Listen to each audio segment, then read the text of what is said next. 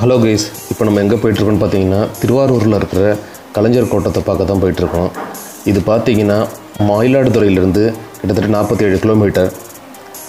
கலைஞர் கோட்டம் பார்த்தீங்கன்னா opening time காலையில் 9 மணிலேருந்து 1 மணி வரைக்கும், அதுக்கப்புறம் பார்த்தீங்கன்னா 3 மணிலேருந்து 7 மணி வரைக்கும். கலைஞர் கோட்டம்குள்ளே உள்ள நுழைஞ்சோன்னு பார்த்தீங்கன்னா ஐயாவோட திரைத்துறை பணிகள் எப்படி இருந்துச்சுங்கிறத விளக்குற விதமாக பார்த்தீங்கன்னா ஃபோட்டோஸ் நிறையா வச்சுருப்பாங்க.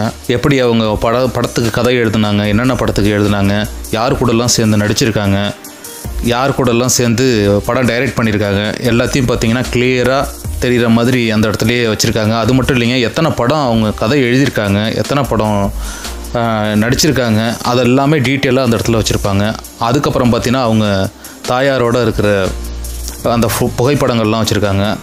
இதெல்லாம் பார்க்குறதுக்கு நம்மளை அந்த காலத்துக்கே எப்படிங்க ஐயாவோட வாழ்கிற நினைவுகளையே கொண்டு போச்சுங்க. அவர் கூட இருக்கிற மாதிரியே ஒரு காலகட்டத்துக்கு நம்மளை கொண்டு போயிடுச்சு.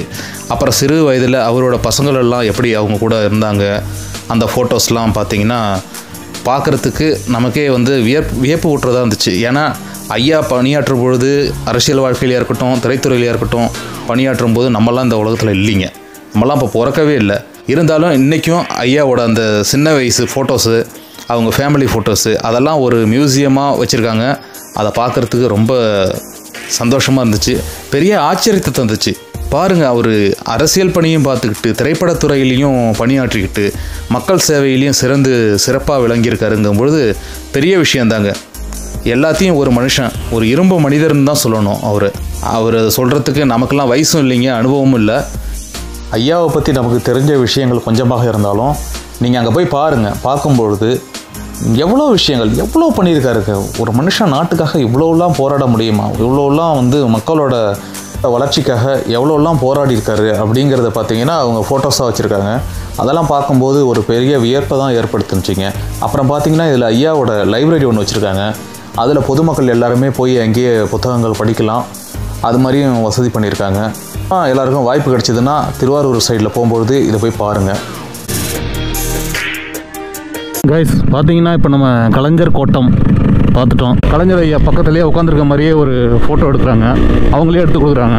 ப்ளஸ் அதில் உங்களுக்கு ஹார்ட் காப்பியும் கொடுத்துருவாங்க, உங்களுக்கு ஃபோட்டோவும் கையில் கொடுத்துட்றாங்க. ஓகே கைஸ், நல்ல ஒர்த்து. அவரோட வாழ்க்கை வரலாறு பார்த்தீங்கன்னா ஒரு மியூசியமாக வச்சுருக்காங்க, லைப்ரரி எல்லாம் கொடுத்துருக்காங்க. அவர் கூட எடுத்துகிட்ட ஃபோட்டோ பாருங்கள், நான் உங்களுக்கு மேலே போடுறேன் பாருங்கள். நல்லா இருக்குது, ஓகே தான், ஒர்த்து. 20 ரூபாய்க்கு அதுவும் ஒர்த்து தாங்க.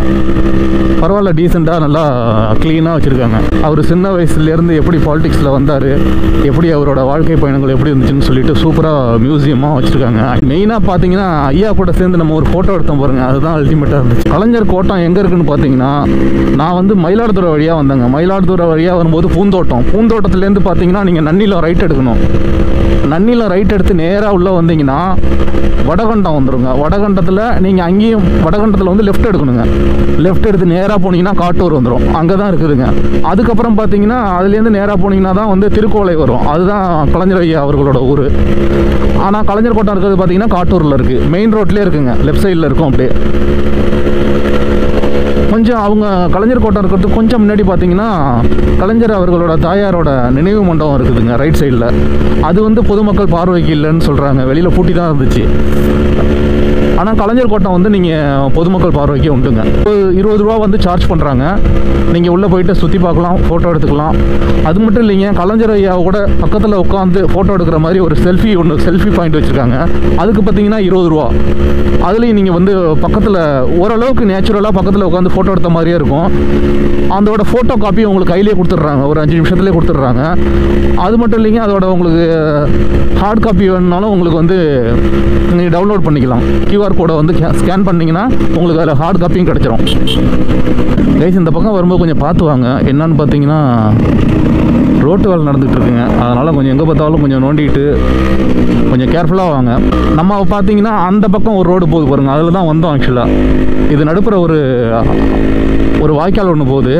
வாய்க்காலுக்கும் அந்தாண்ட பக்கத்தில் தான் நம்ம வந்து வந்தோம். இந்த ரைட் எடுக்காமல் அந்த ரைட் எடுத்துட்டோம் வரும்பொழுது. இப்போ இதிலே போய்டும், இதிலே போய்ட்டு லெஃப்ட் எடுத்தோம்னா கரெக்டாக பூந்தோட்டம் போய்டுங்க. பூந்தோட்டத்துலேருந்து நேராக பார்த்தீங்கன்னா மயிலாடுதுறையிலேருந்து அப்படியே நம்ம ஊருக்கு போயிடலாம். கைஸ், இந்த ரோடு பாருங்கள், இவ்வளோ மோசமாக இருக்குது கைஸ். Oh my God.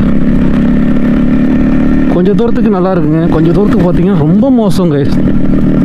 ஐயோ, பிட்டு பிட்டாக வச்சுருக்காங்க. நான் பேசிகிட்டு இருக்கேன் பாருங்கள், எங்கேயாவது உங்களுக்கு வாய்ஸ் கிடைக்குதான்னு பாருங்கள். ரொம்ப மோசமாக இருக்குது கைஸ். பார்த்து வாங்க. இந்த மயிலாடுதுறை டு திருவாரூர் ரோடுங்க, வேலை நடந்துகிட்ருக்க எல்லா இடமும் இது மாதிரி தாங்க, ரொம்ப மோசமாக இருக்குது. கேர்ஃபுல்லாக வாங்க. ஓகே கைஸ், அப்புறம் பார்த்தீங்கன்னா நம்ம இதுக்கு முன்னாடி ஒரு வீடியோவில் சொல்லியிருப்போம், நம்ம வீடியோ பார்த்தீங்கன்னா மேலே எங்கேயும் ஷேக் ஆகிட்டு இருக்கு அப்படின்னு சொல்லிட்டு இருப்போம்ல. அது நான் இப்போ ரீசெண்டாக அது கண்டுபிடிச்சேன். என்னன்னு பார்த்தீங்கன்னா, ஒரு செட்டில் 2 கனெக்டர் வந்துச்சுங்க. அந்த 2 கனெக்டரும் என்ன பண்ணியிருந்தோம், இருங்க வாப்பா, அந்த 2 கனெக்டரையும் என்ன பண்ணியிருந்தோம், பெருசு கீழே மேலே, பெருசு ஒன்றும் சின்னது ஒன்று வந்துச்சு. 2த்தையுமே போட்டு தான் நம்ம அந்த வீடியோலாம் எடுத்தோம்.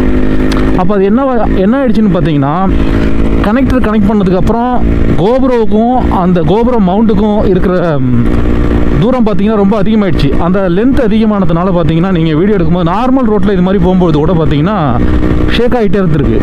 அதுக்கப்புறம் பார்த்துட்டு சரி இது ஒரு காரணமாக இருக்குமோன்னு நினச்சேன். ஏன்னா நான் பெல்ட்லாம் இதில் நம்ம மவுண்ட்லாம் சரியாக கட்டியிருக்கோமா என்னான்ட்டு எடுத்து பார்த்தாங்க, அதெல்லாம் கரெக்டாக இருந்துச்சு. அப்புறம் தான் சரின்ட்டு எனக்கு ஒரு சந்தேகம் வந்து கனெக்டரை கழட்டி வச்சுட்டு அப்புறம் வீடியோ எடுத்தாங்க. அதுக்கப்புறம் பார்த்தீங்கன்னா வீடியோ அந்த ஷேக் ஆகுதில்ல, அதெல்லாம் இல்லைங்க.